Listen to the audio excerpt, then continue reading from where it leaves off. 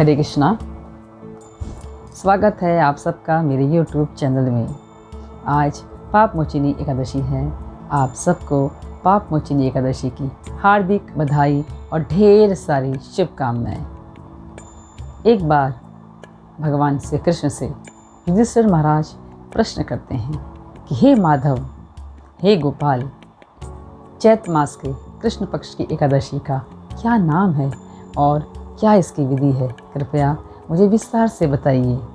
तब भगवान श्री कृष्ण कहते हैं कि हे राजन, यही प्रश्न एक बार पृथ्वीपति राजा मंधाता ने लोमस ऋषि से किया था, तो वही मैं तुमसे बताता हूँ। एक बार धर्म के गुह्यतम रहस्यों के ज्ञाता राजा मंधाता ने लोमस ऋषि से प्रश्न किया कि हे महर्षि, मनुष्य के पापों का मोचन किस प्रकार संभव है? कोई ऐसी विधि बताइए जिससे सहज ही पापों का निवारण हो सके। तब लोमस ऋषि ने उत्तर दिया कि हे राजन, चैत मास के कृष्ण पक्ष की एकादशी का नाम पाप मोचिनी एकादशी है और यह समस्त पापों को नष्ट करने वाली है। चलिए मैं आपको इसकी कथा कहता हूँ, ध्यानपूर्वक सुनो।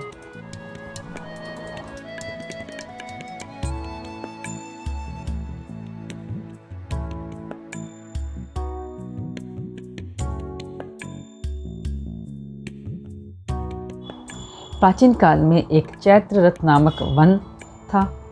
वहाँ पर अप्सराएं किन्नरों के साथ विहार किया करती थी। वहाँ पर हमेशा ही बसंत रहा करता था, यानी कि पुष्प हमेशा वहाँ पे खिले रहते थे।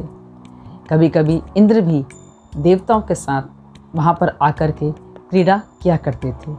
वहीं पर एक मेधावी नामक ऋषि तपस्या में लीन रहा करते थे और कामदेव ने अपनी शत्रुता निकालने के लिए मंजूषा नामक अप्सरा को अपने वश में करके मेधावी ऋषि के सम्मुख भेजा।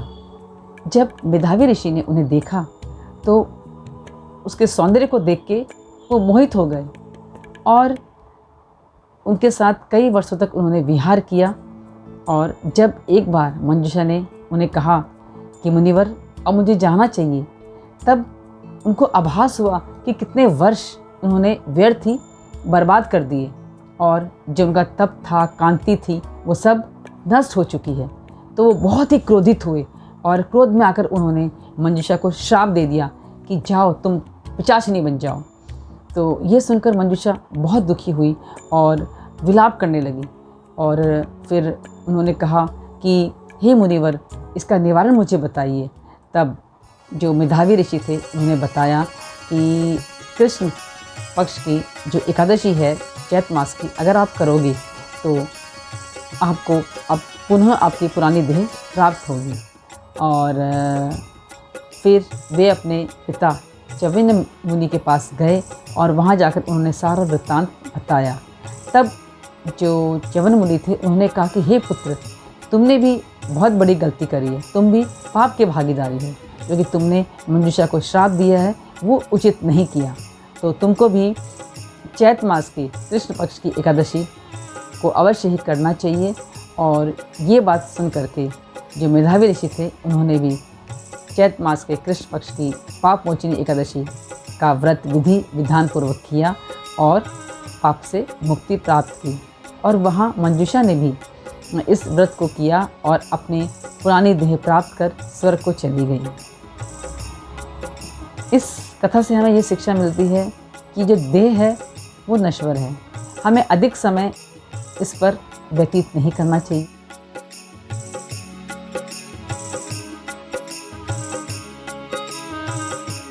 श्रवण जप करना चाहिए और कलयुग के जीव के लिए ही उचित है। मैं भगवान से प्रार्थना करती हूँ कि भगवान आप सबको सुखी रखे, स्वस्थ रखे और सुरक्षित रखे। हरे कृष्णा। बहुत बहुत धन्यवाद।